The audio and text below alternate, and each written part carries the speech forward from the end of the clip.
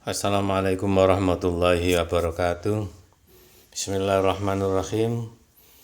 Kita akan menerangkan dalil syar'i yang kedua, atau sumber hukum Islam yang kedua, yaitu as-sunnah. As-sunnah secara bahasa ya kebiasaan atau jalan. Kebiasaan yang dilakukan orang, kita biasa ngopi, biasa apa, itu secara bahasa ya disebut sunnah. Maksudnya jalan hidup ngopi. Nah, secara istilah definisi as-sunnah adalah as-sunnatu istilahan ya ma sadara an Rasulillahi sallallahu alaihi wasallam min qaulin aw fi'lin aw taqririn, walidha tanqasimu as-sunnatu ila thalathatin: as-sunanil qawliyati was-sunanil fi'liyati was-sunani at-taqririyati.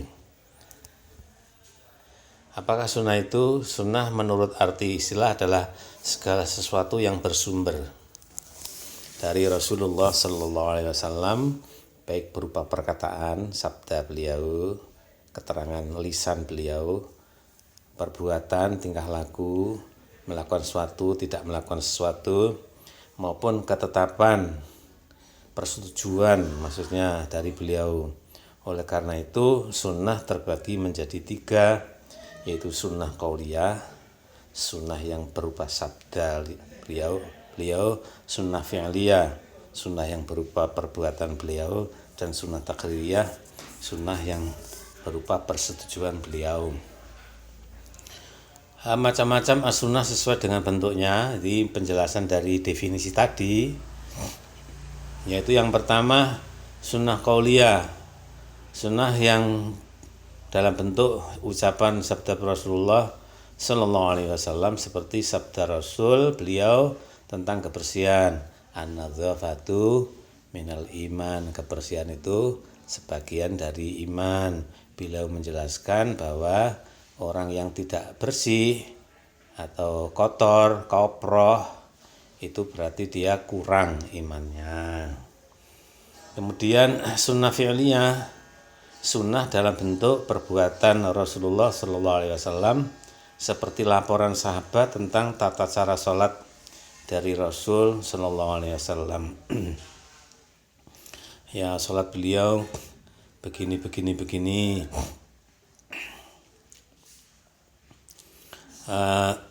Nabi bergerak-gerak janggutnya, dagunya, dan juga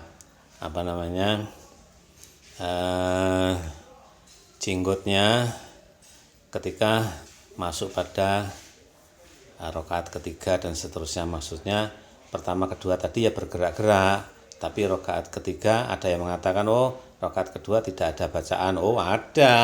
Lah itu Nabi janggutnya bergerak-gerak, jenggotnya juga bergerak-gerak. Itu. Kemudian laporan misalnya dalam bentuk cerita mengenai bagaimana cara Rasul berjalan. Beliau kalau berjalan cepat, seperti turun dari gunung. Bagaimana cara beliau tertawa? Keterangannya, beliau tertawa tidak terbahak-bahak, tapi hanya tersenyum dengan memperlihatkan gigi yang putih dan rapi. Nah, itu namanya sunnah fi'liyah. Kemudian sunnah taqririyah, sunnah yang berupa persetujuan beliau, artinya beliau mendiamkan apa yang dilakukan oleh para sahabat. Sunnah dalam bentuk restu atau persetujuan beliau terhadap apa yang terjadi pada saat itu, seperti ketika beliau membiarkan para sahabat makan biawak. Biawak ada, nanti kamu lihat ya di di internet gambarnya biawak.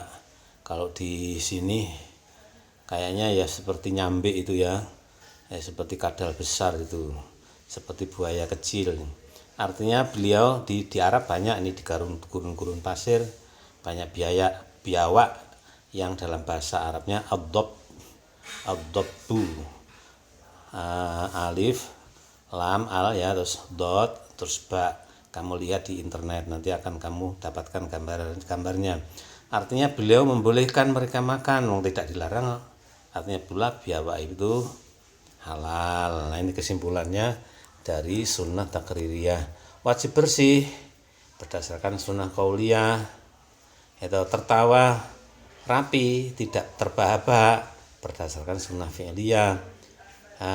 Halalnya makan biawak berdasarkan sunnah takririyah. Kemudian selanjutnya, mengapa sunnah begitu penting? Sejak semula Rasulullah SAW menarik perhatian orang-orang di sekitar beliau. Ya kalau itu tokoh figur masyarakat lah, mungkin kalau zaman sekarang ya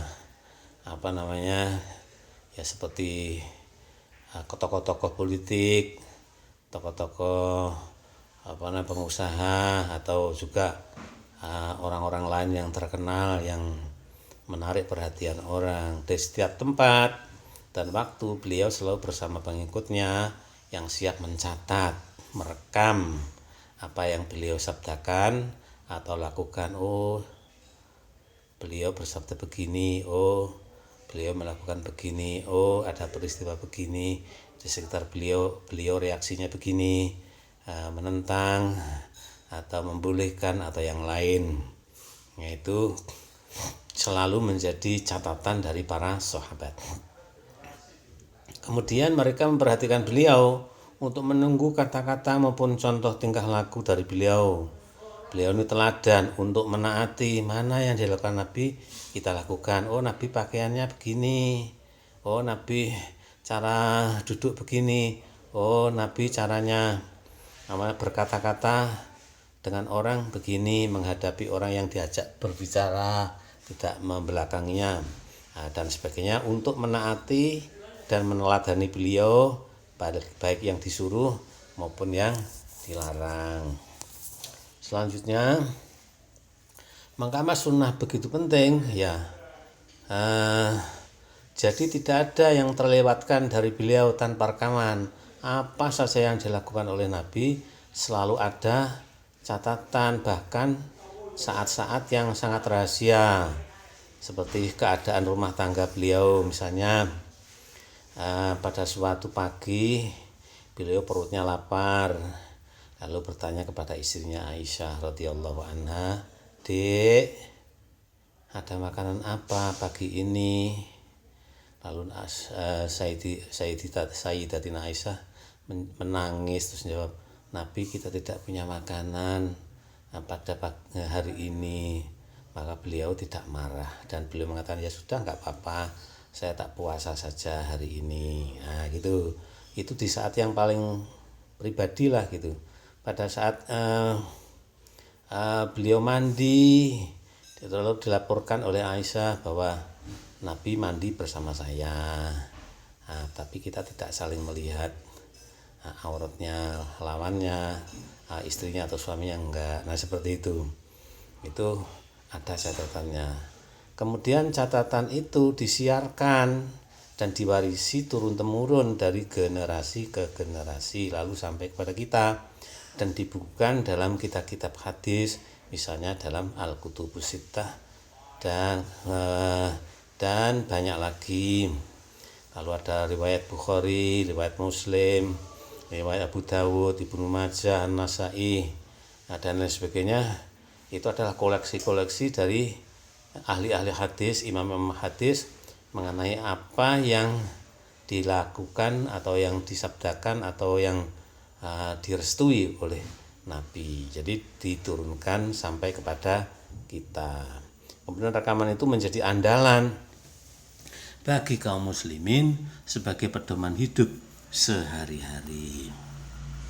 Nah, itu saja yang bisa saya sampaikan pada saat ini. Jadi ilmu hadis ini adalah ilmu yang sangat luar biasa, salah satu keajaiban dunia ini, ilmu hadis. Karena hadis itu, misalnya kita menerima sebuah hadis bunyal Islam ala khamsin, itu diriwayatkan oleh Imam Bukhari, Muslim. Beliau menerima dari siapa? Dari B, A, dari B, dari C, dari terus naik sampai kepada Rasulullah Shallallahu Alaihi Wasallam. Nah ini kalau tidak jelas maka tidak diterima sunnah ini, menjadi sunnah atau hadis yang dhaif. Nah kalau yang saya sebutkan tadi Bunyal Islam ala khamsin itu sahih bahkan mutawatir, harus kita terima sebagai sebuah petunjuk yang langsung asli datang dari Kanjeng Nabi. Dan ini jumlahnya banyak sekali yang kita bisa lihat di perpustakaan itu. Lalu kitab-kitab itu ada syarahnya, ada tafsirnya, ada penjelasannya. Irsyadus Syari itu misalnya syarahnya Sahih Bukhari dan lain sebagainya. Banyak para ulama membuat tafsiran mengenai hadis-hadis beliau agar kita tidak keliru memahaminya. Maka hadis ini atau sunnah menjadi sumber hukum yang kedua sesudah Al-Quran, karena Al-Quran merestui atau menunjuk apa yang dari Rasul, sabdanya, perilakunya, takrirnya itu sebagai petunjuk bagi kita.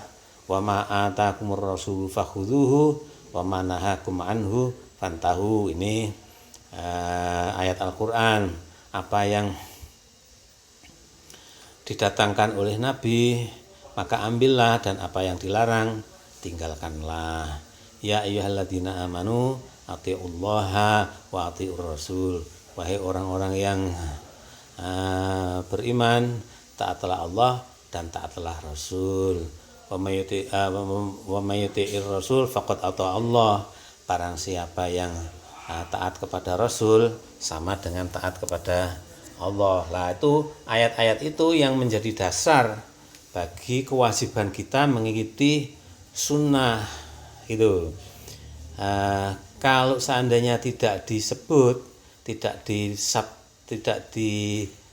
diizinkan oleh Al-Quran, maka sunnah juga tidak akan menjadi sumber hukum, karena otoritas atau kewenangan sunnah tergantung kepada penunjukan dari Al-Quran itu sendiri.